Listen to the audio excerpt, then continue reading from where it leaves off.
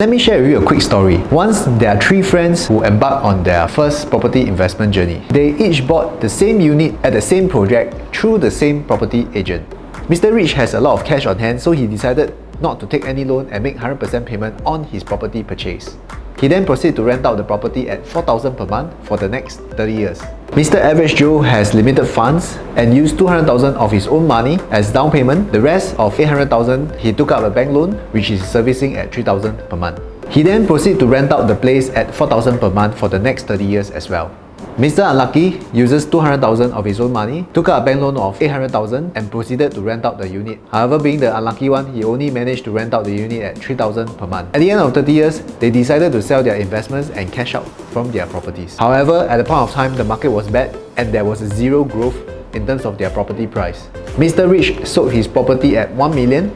Doing his calculation for return on investment, he received $4,000 per month times 12 months times 30 years of the rental. Total, he received a rental of $1.44 million. $1.44 million divided by the $1 million, which is own money that he invested 30 years ago, divided by 30 years. His return on investment is 4.8% per annum. Mr. Joe sold his property at $1 million as well. Doing his calculation for ROI, he received $1,000 per month net rental minus off bank loan times 12 months times 30 years of rental. Total, he received $360K rental. Over the 30 years, his bank loan is fully paid. His net profit is $800,000 plus $360,000, a total of $1.16 million. Using $1.16 million divided by his initial investment amount of $200,000 divided by 30 years, his return on investment is 19.3%. However, Mr. Unlucky sold his property 20% lower than the market at $800,000 and he received $0 per month because his renter only paid off his monthly bank loan. After 30 years, same thing, his property is fully paid off as well. He has a net profit of $600,000. His return on investment is $600,000 divided by $200,000 of his own money divided by 30 years. His ROI is 10% per annum. Strangely,